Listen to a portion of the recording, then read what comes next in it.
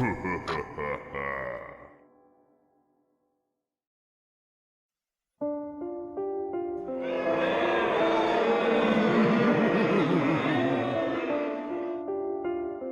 just want to start off by saying, if you want an answer at the end, prepare to be disappointed. There just isn't one. I was an intern at Nickelodeon Studios back in 2005 for my degree in animation. It wasn't paid, of course, as most internships aren't, but it did have some perks beyond education. To adults, it might not seem like a big one, but most kids at the time would go crazy over it. Since I directly worked with the editors and animators, I got to view the new episodes days before they aired. They had very recently made the SpongeBob movie, and the entire staff was somewhat sapped of creativity, so it took them longer to start up the season. But the delay lasted longer for more upsetting reasons. There was a problem with the Series 4 premiere that set everyone and everything back for several months. 2 other interns and I were in the editing room along with the lead animators and sound editors. We had received a copy of what was supposed to be Fear of a Krabby Patty, and gathered around the screen to watch. Now, when it came to copies that weren't final yet, the animators often put up a mock title card, sort of an inside joke for us. They had phony and oftentimes lewd titles, such as How Sex Doesn't Work instead of Rockabye Bye Valve, the episode when SpongeBob and Patrick adopt a sea scallop. Nothing particularly funny, but work-related chuckles. So when we saw the title card, Squidward's Suicide, we didn't think it more than a morbid joke. The story began with Squidward practicing his clarinet, hitting a few sour notes like he normally does. He heard SpongeBob laughing outside and yelled at him to stop, saying that he had a concert that night and needed to practice. SpongeBob said okay and went to see Sandy with Patrick. Then the bubble splash screen came up and we saw the ending of Squidward's concert. This is when things began to seem off. While playing, a few frames repeated themselves, but the sound didn't. When Squidward stopped playing, the sound finished as if the skip never happened. Then there was a slight murmuring in the crowd before they began to boo him. Not normal cartoon booing that was common in the show. You could very clearly hear malice in it. Squidward was in full frame and looked visibly afraid. The shot went to the crowd and showed SpongeBob in center frame. He too was booing, very much unlike him. That wasn't the oddest thing though. What was odd was that everyone had very detailed, hyper-realistic eyes. Clearly not shots of real people's eyes, but something a bit more real than CGI. The pupils were red. Some of us looked at each other, obviously confused, but since we weren't the writers, we didn't question its appeal to children yet. The shot went to Squidward sitting on the edge of his bed, looking very forlorn. The view out of his porthole window was of a night sky, so it wasn't very long after the concert. The unsettling part was at this point, there was no sound. Literally no sound, not even feedback from the speakers in the room. It was as if the speakers were turned off, even though their status showed them working perfectly. Squidward just sat there, blinking, in this dead silence for about 30 seconds. Then he started to softly sob. He put his tentacles over his eyes and cried quietly for a full minute more, all the while a sound in the background very slowly growing from nothing to barely audible. It sounded like a slight breeze through a forest. The screen slowly began to zoom in on his face. His sobbing became louder, more full of hurt and anger. The screen twitched a bit, as if twisting in on itself, for a split second before turning back to normal. The wind through the trees sound became slowly louder and more severe, as if a storm was brewing somewhere. This sound, and Squidward's sobbing, sounded very real, as if the speakers were holes the sound was coming through from the other side of the walls. As good a sound the studio likes to have, they don't purchase the equipment for quality that high.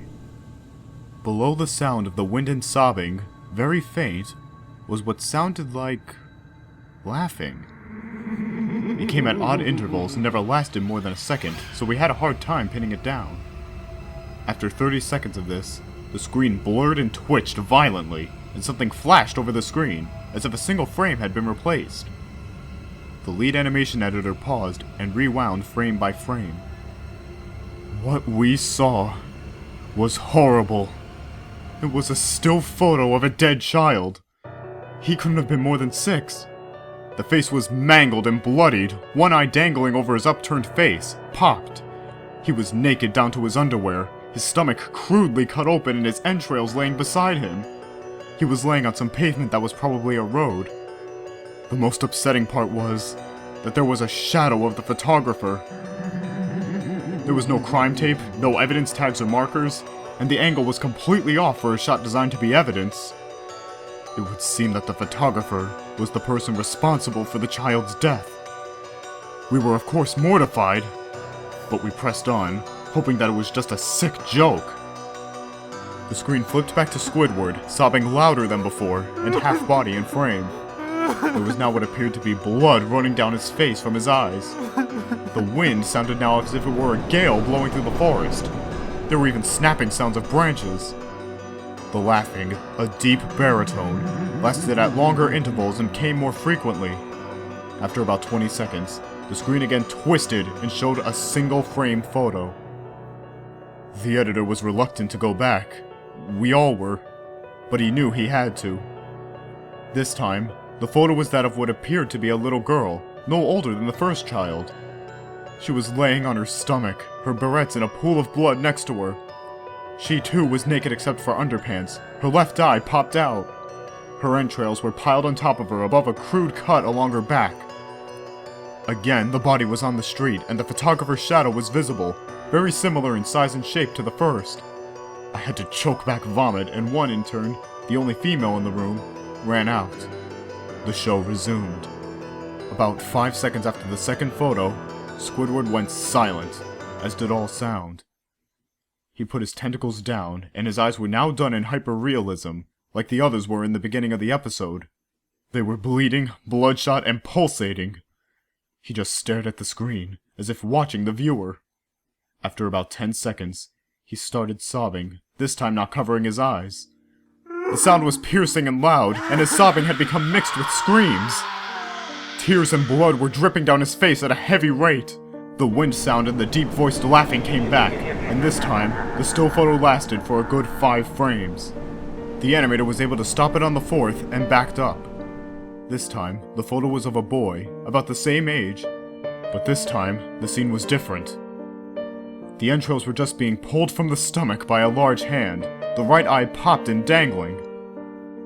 The animator proceeded. The next frame was different, but we couldn't tell how. He went on to the next. Same thing. He went back to the first and played them more quickly. Then I lost it. I vomited on the floor.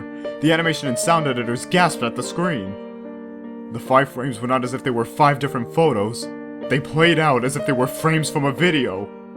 We saw the hand slowly lift out the guts. We saw the kid's eyes focus on it. We even saw 2 frames of the kid beginning to blink. The lead sound editor told us to stop. He had to call in the creator to see this. Mr. Hillenberg arrived within about 15 minutes. He was confused as to why we had called him down there, so the editor just continued the episode. Once the few frames were shown, all sound again stopped. Squidward was just staring at the viewer, face in full frame, for about 3 seconds. The shot quickly panned out, and that deep voice said, "Do it!" And we saw in Squidward's hands a shotgun. He immediately put the gun in his mouth and pulled the trigger. Realistic blood and brain matter splattered the wall behind him, and he flew back with the force.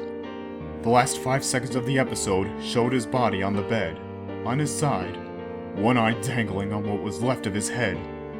Then the episode ended. Mr. Hillenberg was furious. He demanded to know what the hell was going on. Most people had left the room at this point, so it was just a handful of us to watch it again.